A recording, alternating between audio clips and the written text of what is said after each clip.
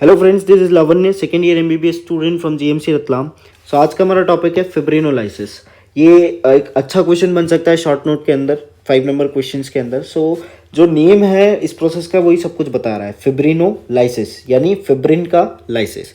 So basically it's the process process of lysis of the blood clot और the fibrin strands inside a blood vessel. ठीक है, और इसका mechanism अब अपन थोड़ा डिटेल में देख लेते हैं।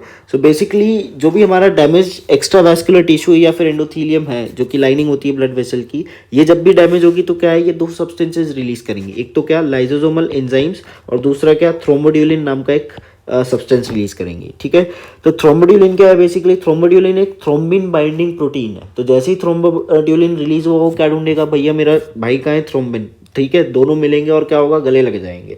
ठीक है, तो थ्रोम्बिन बाइंडिंग प्रोटीन, और ये कहाँ से सिक्रीट होता है, it is secreted by endothelium of all vessels, सभी वेसल से निकलेगा, किसको छोड़ करके, except minute vessels of brain. ये याद रखना हमेशा, माइन्यूट वेसल्स ऑफ ब्रेन, है ना। इसीलिए आपने सुना होगा कि बहुत कॉमन होता है ब्रेन के अंदर जो है खून के थक्के अब क्लॉट्स जम जाते हैं। उसका रीजन ये है कि वहाँ पे क्या है, थ्रोम्बोड्यूलिन होता ही नहीं है।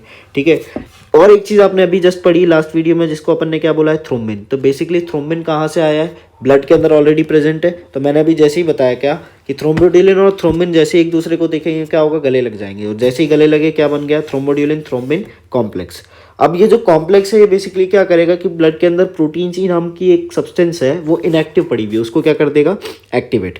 और जैसे ही प्रोटीन सी एक्टिवेट हुआ, वो क्या करेगा, फिर अपना एक और भाई ढूंढेगा, जिसका नाम क्या है, protein S. So protein C और प्रोटीन एस दोनों ने मिलकर के क्या काम किया है, इन ऑल वो लोग क्या करना चाह रहे हैं, activation of tissue plasminogen activator. ठीक है, प्लाज्मिनोजन एक्टिवेटर, अपने को फाइनली प्लाज्मीन बनाना है ना प्लाज्मिनोजन से। तो क्या हो रहा है, प्लाज्मिनोजन एक्टिवेटर को एक्टिवेट करना पड़ेगा। उसके लिए जो उसको रोक के रख रहा है, उसको अपने को स्विच ऑफ करना पड़ेगा। तो क्या क्या चीज़ें उसको रोक रही हैं, एक तो फैक्टर 5 और फैक्टर 8, और दूसरा TPA tissue plasminogen inhibitor.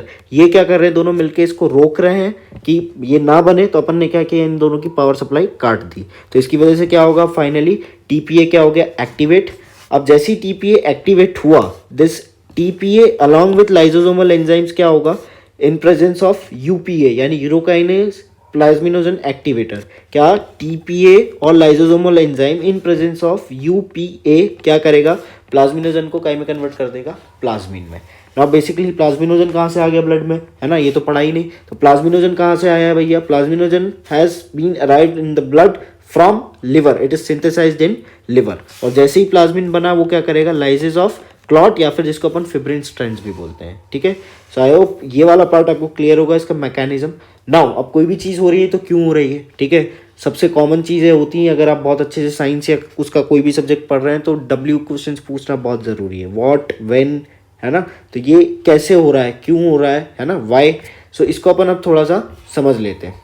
So role of fibrinolytic system अपने को अब समझने की जरूरत है। सो बेसिकली क्यों हो रहा है इसके अंदर, पहला क्या रीजन है, cleaning of minute clots of tiny vessel. छोटे मोटे क्लॉट जो बन जाते हैं टाइनी वेसल्स के अंदर, छोटी वेसल्स में, वो साफ कर देती है अपनी बॉडी खुद ही, इसलिए इतनी प्रॉब्लम नहीं होती है अपने को, है ना, थ्रोम्बोसिस की।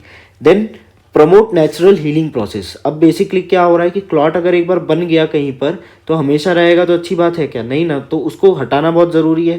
तो lysis of clot formed after tissue injury, जो कि होती रहती है, और क्लॉट बन गया और वो परमानेंट नहीं रहता, खुद ही डिजॉल्व हो जाता है, उसका कारण क्या है, fibrinolysis.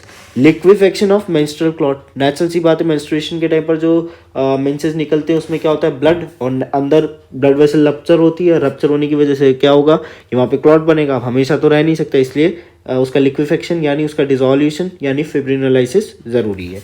Liquefaction of sperms in seminal vesicles, ये थोड़ा इंटरेस्टिंग और यूनिक पॉइंट है। क्यों, क्योंकि बेसिकली सेमाइनल वेसिकल्स के अंदर जब सेमाइनल फ्लूइड रिलीज नहीं होता है, तो उस केस के अंदर, स्पेशल केस के अंदर क्या होता है कि लिक्विफेक्शन जो होता है स्पर्म्स का, वो कौन करवा देता है, कौन सा प्रोसेस, फिब्रिनोलाइसिस, प्लाज्मिन के थ्रू हो जाता है। ठीक है, रोल इन इन्फ्लामेटरी रिस्पॉन्स, ये भी एक यूनिक पार्ट है, अच्छा पार्ट है, एग्जाम में लिखोगे तो एक्स्ट्रा बोनस मार्क्स मिलेंगे। सो बेसिकली प्लाज्मिन जो है वो ये काम तो कर ही रहा है कि अपना पूरा जो फिब्रिनोलाइसिस का प्रोसेस है वो कैरी आउट कर रहा है, बट साथ ही साथ में किसके फॉर्मेशन में भी मदद करता है, प्लाज्मोकाइनिन्स। अब ये काइनिन्स आपने पढ़ा होगा, कहाँ पढ़ा है काइनिन्स, ये इन्फ्लामेशन के क्या है, एक तरह से मीडिएटर होते हैं। ठीक है, तो काइनिन्स का क्या काम है, दैट प्लाज्मा काइनिन्स क्या करेंगे, सेंसरी और वेस्कुलर फीचर्स जो होते हैं इन्फ्लामेटरी रिस्पॉन्स के, इन्फ्लामेशन आपको कहीं भी हुआ तो क्या क्या होता है, रेडनेस आ जाती है, स्वेलिंग आ जाती है, पेन होता है, तो यही सब चीज़ें होती हैं। तो जैसे ही ये फिब्रिनोलाइसिस का प्रोसेस होगा तो साथ साथ में इसकी वजह से क्या होगा, आपको इन्फ्लामेटरी रिस्पॉन्स के फीचर्स भी देखने को मिलेंगे। This was all about the process of फिब्रिनोलाइसिस। ये शॉर्ट नोट के पॉइंट ऑफ व्यू से इंपॉर्टेंट है, ठीक है। तो आई थिंक कि आपको क्लियर होगा, and if you like the video please subscribe the channel and share it with your friends as much as possible, ठीक है। Thank you, signing off, bye bye.